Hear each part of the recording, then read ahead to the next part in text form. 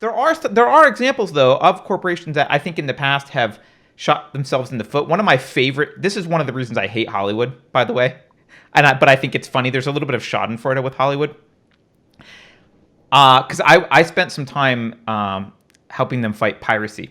I eventually got out of it because I a bunch of reasons, but one of them was I realized how hypocritical they were.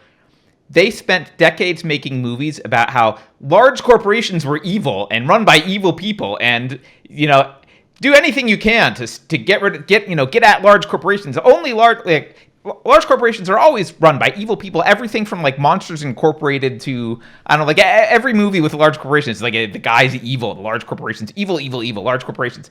And then they turn around and they're shocked that people are like, I don't think stealing a movie is bad. I mean, it's Disney. They're a large corporation. I'm like, it's like, well, what did you expect, morons? You deserve the piracy problem. You created the piracy problem. You told everyone that large corporations were faceless and you could steal from them, and so they started stealing from you. You kind of deserve it.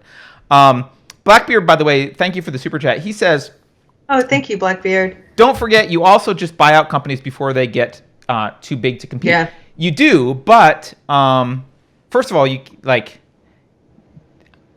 can't be guaranteed that they'll sell. So you need leverage. And so one of those regulations actually great leverage. And I've personally heard this used in arguments during company acquisitions before, where the smaller companies looking to get acquired because there's a lot of regulatory overhead, and they look at their trajectory for going where they want to go, and their growth isn't as fast because they've got to deal with all this stuff. And a large corporation comes in and says, look, we've already got all that overhead in place. We've got our lobbyists. We've got our, we got the regulations taken care of. We'll just absorb you and you'll be able to grow much faster, right? And, to a founder that can A, get a payout, and B, cares about his idea, growing and being propagated, like that's a great thing, right? I mean, I don't know that this was the case in Facebook, any Facebook transactions in the past, but look, they bought WhatsApp, they bought Instagram.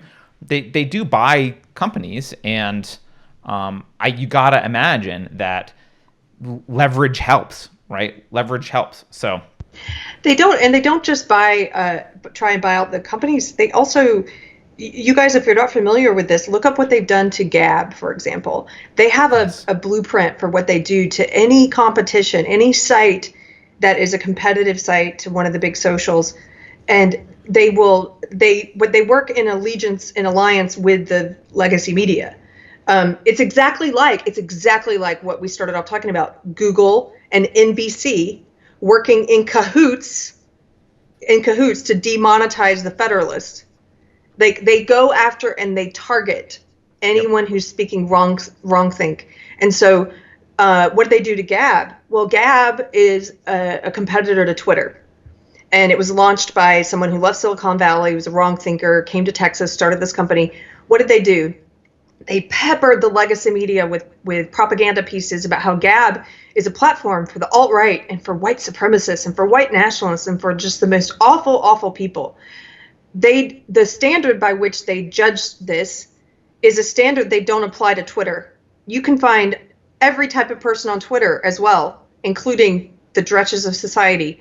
They don't say, hey, Twitter, you're responsible for this horrible human who's tweeting on your platform, and we're going to use this to malign your entire site and say your whole site is about this. No, but they do that to Gab, and they run it in headlines, and this is the way it's propaganda. So you see it, you don't even have to read the articles. You just see the headlines posted enough. And if you're in the echo chamber that believes this stuff, you come to, when I was in SJW, you just believe certain things that you've never investigated. So you just start speaking other people's opinions. Gab is a white supremacist site.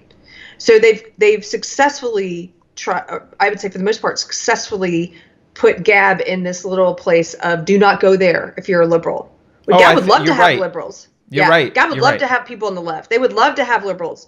But they've tried to make it off limits so that they can't gain a diversity of voices there and to make people reluctant to try it out.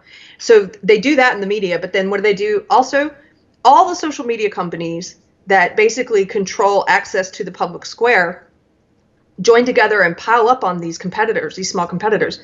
So Gab, Google Play Store is it Android? Apple won't put them up either, right? Apple. So the Apple App Store and the Google Play Store. So whether you have Android or iPhone, both of those gatekeepers refuse to let Gab sell their app. So you can't get their app on your phone because they've deemed that what happens? They have their blueprint. What do they rely on to say you can't have this app? Well, they rely on the articles that their SJW buddies in media have published. They point to those and they say, that's why this is a hateful, we can't have this site. We're not going to let you have this app. Their domains, the people that host their domains come after them. Like every step of the way, they have to face hurdles that the big companies don't face. They have to, they are held to a standard that Twitter and Facebook are not held to. And they do everything they can to keep them from the marketplace so that they won't take off. And if you know people who, liberals, I'm speaking as a liberal, if you know liberals who support this kind of censorship and they say, well, I support it because it's legal, it's not the government doing this, you're a cowardly person who has no character if you say that, I believe, because I'm against censorship. It doesn't matter if it's the legal kind or the illegal kind. I'm against censorship. And I don't believe that just because something is legal, and I believe it should be legal, means that I think it's moral or ethical or right. There are lots of things that are legal that I think should be legal that are not moral and are not ethical. And I will speak against those things. And if you're a true liberal, you will speak against censorship no matter who's doing it, because it's the principle of the idea. Yep. So well put. Yeah. There's also a level of dishonesty to it, right? Which you pointed out. There's a total level of dishonesty to it. Yeah. Right. Even if you're kind of ambivalent on censorship, you can look at the way that those sites are treated and see that there's a rampant double standard, right? And that should bother you. And the left used to be the one that was afraid of big corporations, right?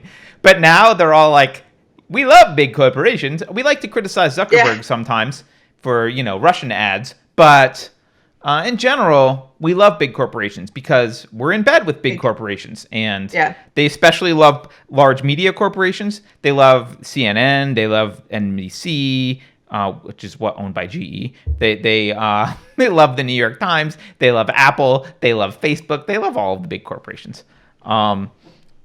which is again back to your earlier point. Yeah. Why they're not about resistance. They're hypocrites. They're not about principles, right? Like a liberal is on principle, they're against censorship, and it doesn't matter if the person being censored is someone they like or not. Right. It doesn't matter because they're against censorship, and they're smart enough to know what's used against our enemy can be used against them. You either stand for principles or you stand for ideology, and if you stand for ideology, you're going to become a massive hypocrite because you're going to put your ideology ahead of universal principles. Yeah. I'm on a little tear. No, go on your tear. Anyway. It's a good tear. Yeah.